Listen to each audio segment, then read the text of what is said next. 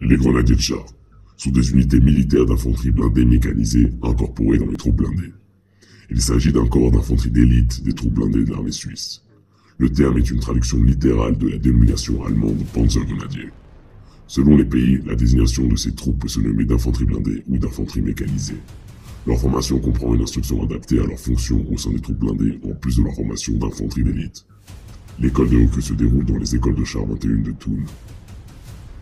Parlant du recrutement, les critères d'incorporation dans cette troupe sont rigoureux et essentiellement fondés sur le volontariat. Les abandons durant les 7 premières semaines de formation sont particulièrement courants, même si le phénomène tend à s'estomper depuis la réforme de l'armée. En effet, en moyenne, une recrue sur deux abandonne l'école de recrue du grenadier de char. Le Stockhorn est un sommet des Alpes bernoises en Suisse. Il culmine à 2190 mètres d'altitude. Il est aussi le symbole pour les grenadiers de char, s'entraînant à la caserne de Thun. Il sera toujours là pour montrer le chemin de la maison aux Panzergrenadiers.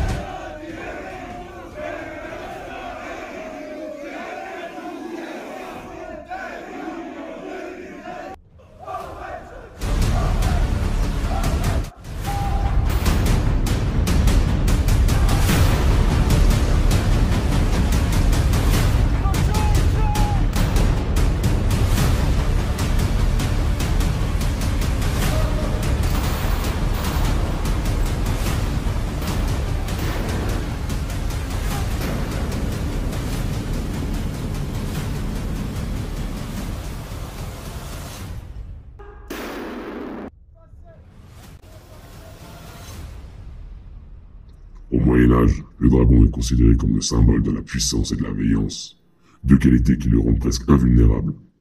C'est ce qui explique que de nombreux chevaliers l'aient placé dans leur armoirie. Le terme dragon désigne des militaires se déplaçant à cheval mais combattant à pied. Bien que certaines périodes de l'histoire aient fait déroger à cette règle dans leur attitude de combat, les premiers exemples de telle unité remontent à l'Antiquité, avec des Dymaques d'Alexandre le Grand ou les Alamans. On sait aussi que la plupart des samouraïs japonais avaient tendance à se battre de cette façon, utilisant leurs chevaux moins pour les charges que pour le transport et arriver frais sur le champ de bataille. Dans l'armée suisse, les unités de dragons ont été supprimées au début des années 1970. Le 5 décembre 1972, le Conseil national décide d'abolir les formations de la cavalerie dans l'armée par 91 voix contre 71. Les unités se sont reconverties en grenadiers de char.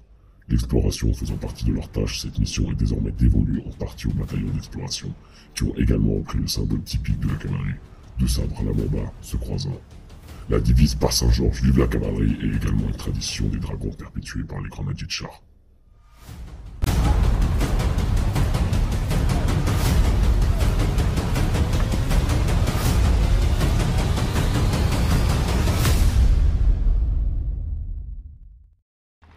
Le régiment de Dragons 1, qui accomplit son cours de répétition, a présenté devant la presse et devant les commissions militaires une démonstration très complète de ce qu'est la cavalerie et des services qu'elle peut rendre. Cette cavalerie pour laquelle on parle de suppression. C'est donc pour se faire une opinion sur cette arme, pas toujours très bien connue des générations nouvelles, il faut bien le dire, que les journalistes et les parlementaires s'étaient déplacés. Voici une première opinion, celle du major Stucky de Porrentruy. Bon, Major, d'après votre uniforme, ça doit faire un bon bout de temps que vous êtes dans la cavalerie. Oui, effectivement, ça fait environ 26 ans. C'est-à-dire même exactement 26 ans, puisque j'ai eu la chance d'entrer dans les escadrons en 1944. Et pour vous, qu'est-ce que c'est la cavalerie? Dites-nous tout. La cavalerie, pour moi, c'est une arme absolument merveilleuse, valable, et qui a encore aujourd'hui un grand rôle à jouer. Ce n'est pas seulement du folklore. Oh, pas du tout, loin de là.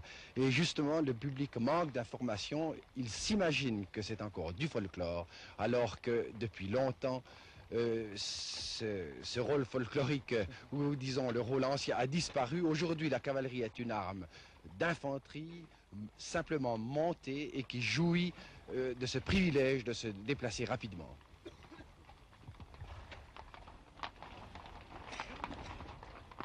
L'escadron était en alerte, il va maintenant s'engager dans le terrain. L'équipement d'un escadron de dragons, selon l'organisation des troupes de 1961, est important. Pas seulement par la masse des chevaux et des hommes, mais par l'armement lui-même. Sans vouloir parler de ce fameux esprit de corps de la cavalerie.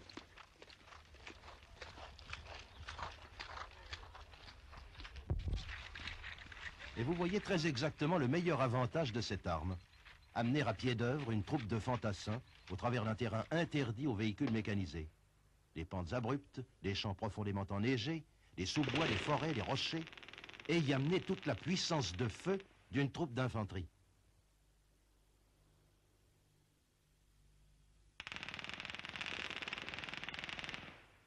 La cavalerie forme une troupe particulièrement bien entraînée. Entre les cours de répétition, le dragon s'astreint à la pratique de l'équitation, participe à des concours hippiques. Le commandant du régiment de dragons 1, le colonel Berthoud, nous dit quelles sont les qualités de l'arme. Mon colonel, en toute objectivité, quelles sont les qualités de la cavalerie? Le dragon de nos escadrons est un grenadier. C'est la première de ses qualités. C'est un homme faisant partie de troupes de choc de premier ordre. Et il a le grand avantage, en surplus, de se déplacer très rapidement dans n'importe quel terrain, ce qui lui permet d'atteindre l'objectif qui lui est donné sans aucune fatigue, sans aucun bruit et avec une rapidité incomparable par rapport à toutes les troupes à pied et toutes les troupes motorisées. Et je pense que l'on peut dire que la cavalerie a sa place dans l'armée, comme l'armée a sa place dans le pays. Quel est l'armement? L'armement d'un escadron de dragons est absolument identique à celui d'une compagnie de fusiliers. 25% sont instruits comme pionniers, c'est-à-dire ils sont instruits aux explosifs, de sorte qu'ils sont aptes à remplir des missions de grenadiers. Autrement dit, la puissance de feu des dragons est quand même supérieure à celle de l'infanterie. Alors quel est leur engagement dans le terrain maintenant? L'engagement dans le terrain, c'est un engagement surtout par mauvais temps, par brouillard et dans un terrain accidenté et recouvert de forêts. Dans ce terrain, le dragon a notamment les missions suivantes: des coups de main et des embuscades, surtout dans le dos de l'ennemi, et l'établissement de barrages rapides comme avant-garde de l'infanterie. Autrement dit, des opérations de commando. Ce sont des opérations de commando. Est-ce que vous pensez que ces opérations de commando pourraient être faites par d'autres troupes? C'est certainement possible, notamment par des troupes héliportées. Or, l'armée suisse ne dispose actuellement pas de troupes héliportées.